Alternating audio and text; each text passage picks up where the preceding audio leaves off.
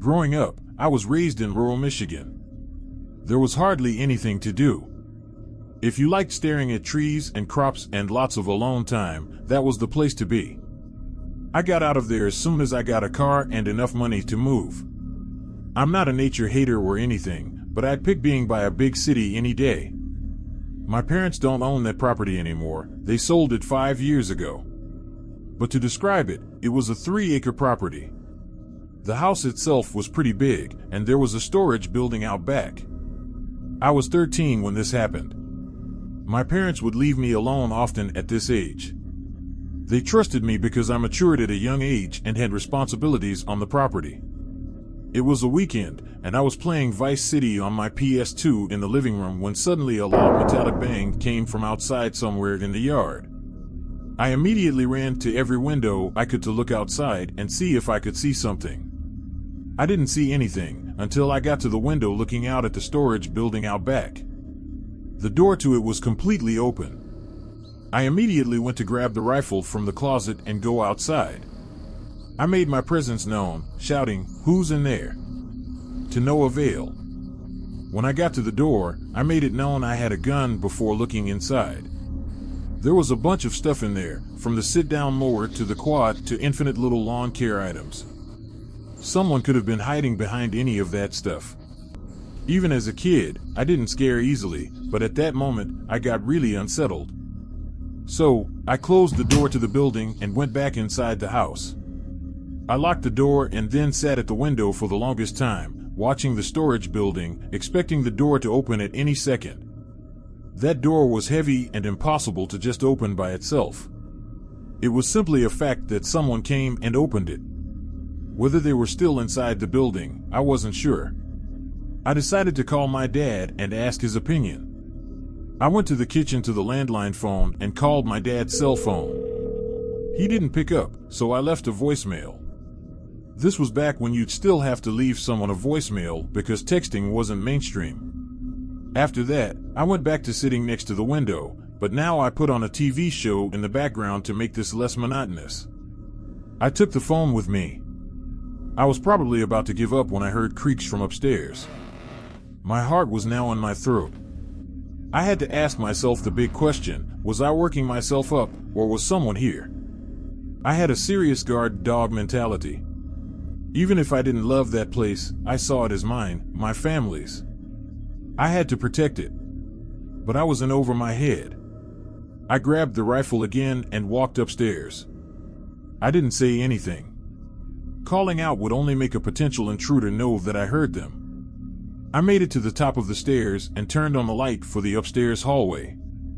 There were 5 doors to open, all of them closed. 4 led to bedrooms, 1 led to the bathroom. Each door had a decently large crack underneath that would allow you to see under.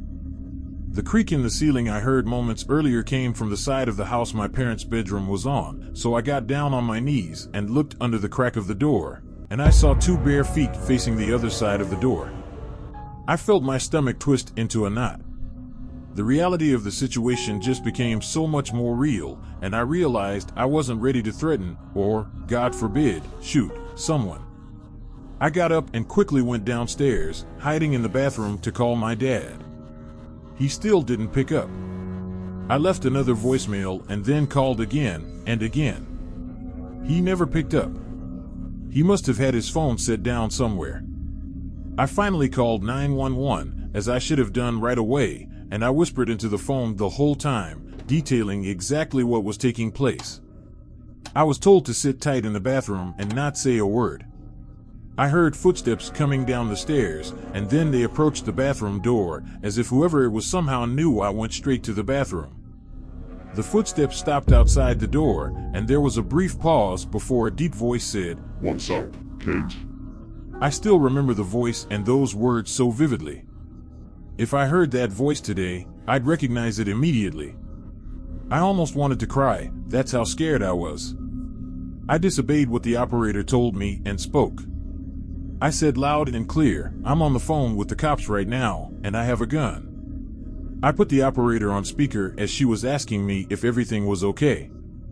The man attempted to open the door, and when he realized it was locked, I heard him walk away.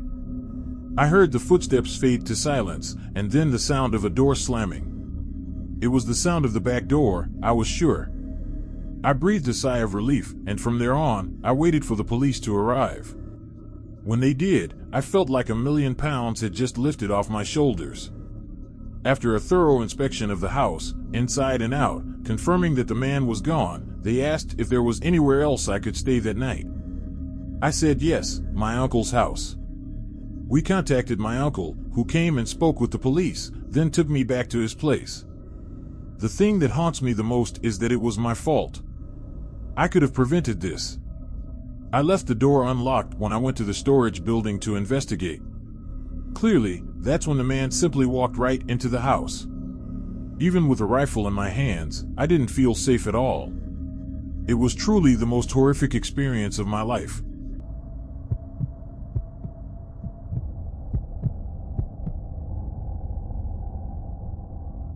I was 18 when my parents went on a week-long anniversary trip. By this time, my sister had already moved out, so I was the one left to look after the property. Our house was surrounded by woods, with a dirt driveway leading to the road. The road was quiet, lined with other properties far apart from each other. It was an isolated place.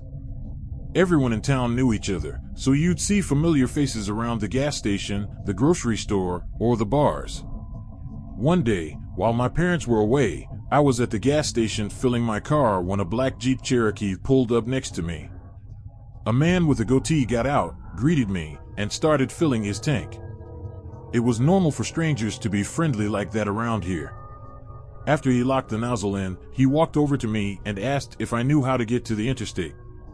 I gave him directions, and he pulled out a notepad to write them down, which seemed strange. Most people would use their phone for that. He thanked me and asked if I was from around here. I said yes, and he mentioned he was from out of town, though he didn't say where.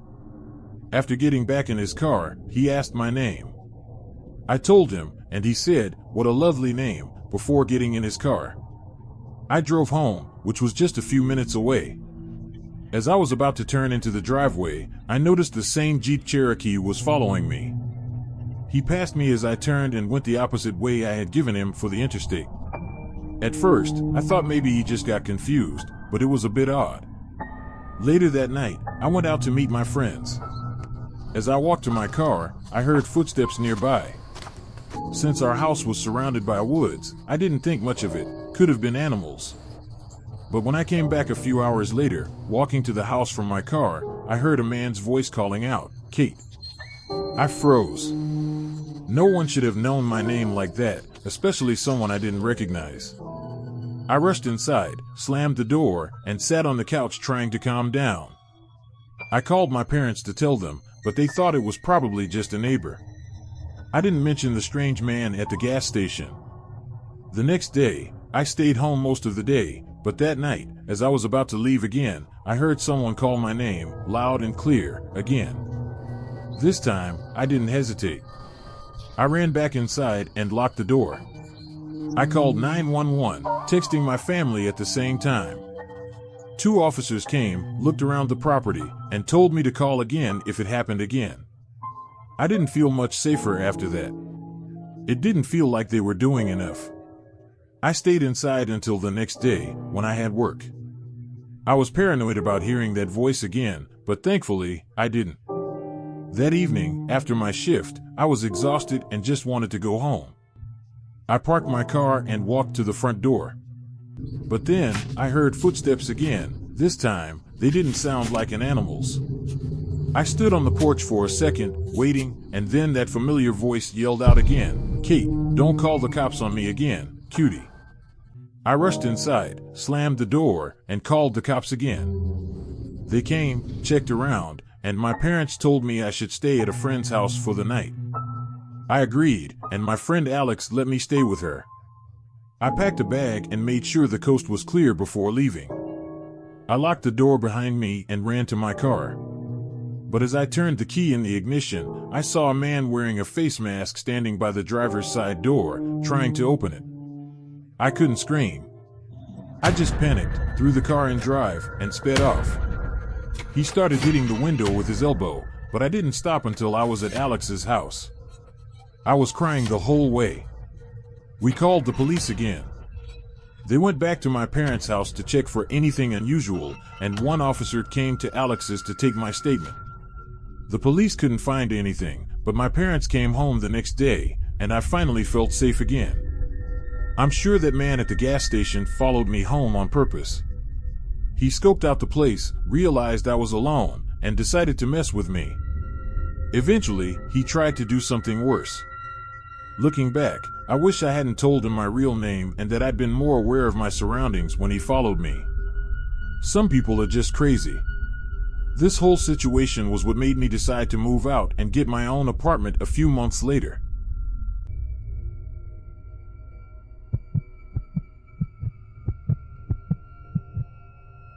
One night, I was home alone for a reason I don't remember. My whole family was gone, and I was about 15 or 16 years old. At the time, I was really into gaming, especially StarCraft. Sometimes I'd spend weekends playing games on my computer. This happened just before COVID lockdown started.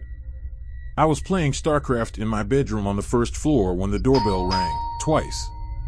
I didn't want to leave my game for too long because I was afraid of losing, so I hurried to the door. When I got there, I asked, "Who is it?" like I always did when I was alone. A soft, weak voice on the other side said something I couldn't hear.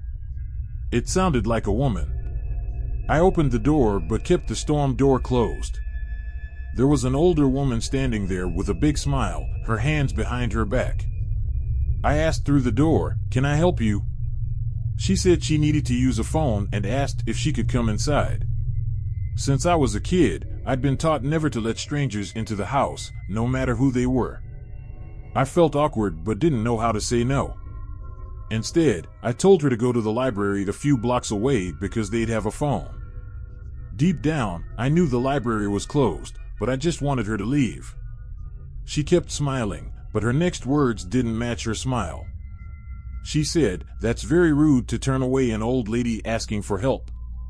I replied the only way I could think of, "My parents don't allow strangers in the house. It's a rule." I started closing the door, saying sorry, but she just stood there, still smiling. Her smile suddenly felt more menacing. I walked back to my room, but then the doorbell rang again.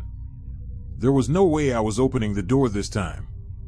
That woman gave off weird vibes from the start. Maybe something was wrong with her, but I wasn't taking any chances. Not long after I sat back down, I heard tapping on my window. It was a clinking sound, like something metal. My window was right in front of my desk, but I had the blinds down, so I couldn't see what was making the noise. I was terrified it was the old woman. I turned off the sound on my computer and left the room, going to sit in the dark living room. The doorbell rang again. This woman was harassing me. I tried to tell myself she wasn't a threat, just a confused old lady. When the doorbell rang a second and third time, I decided to open the door and ask if there was someone I could call for her. But when I opened the door, there was a man this time. He looked about 10 years younger than the woman. He asked, "Have you seen my mother?" I said yes, she had come to my door earlier. He apologized and said she had dementia and had wandered off. He asked if he could come inside for a minute. Again, I felt awkward. Why did he need to come in? I told him we could talk through the door. I mentioned that I thought she might be in my backyard because I heard something at my window. I told him he could go around back to check. He thanked me and walked away, but when I looked out the back window, I didn't see him or his mom. It was all too weird. I went to bed early that night, but then I heard the clinking sound on the window again. I lifted the blind and saw the woman outside, still smiling, tapping a kitchen knife on the glass. I closed the blind and crawled back into bed. It didn't feel real. A short time later, the doorbell rang 4 times. The clinking stopped, but I ignored the doorbell. It felt like a robbery attempt. I stayed in bed and waited it out. I didn't have a cell phone at the time, and I didn't want to call the police for some reason. Eventually, it all stopped. The next morning, I told my dad what happened. He said I was smart not to open the door. Everyone agreed it sounded like an attempted robbery. Maybe the woman really did have dementia, and the man was her son, but it all seemed too coordinated. Why did he want to come inside? How did he know she came to my house? Why didn't he go into the backyard? There were too many unanswered questions, and I believe I avoided something terrible by not opening the door. A week ago, something similar happened to me, which made me think about this story again. My friend Cody asked me to watch his dog, Theo, for the night. Theo is a little Pomsky who barks a lot. When he started barking like crazy, I didn't think much of it. But when he went to the back door and kept barking, I thought he wanted to go outside. As I got closer to the door, I realized someone was trying to open it from the outside. Through the screen, I saw a man looking right at me.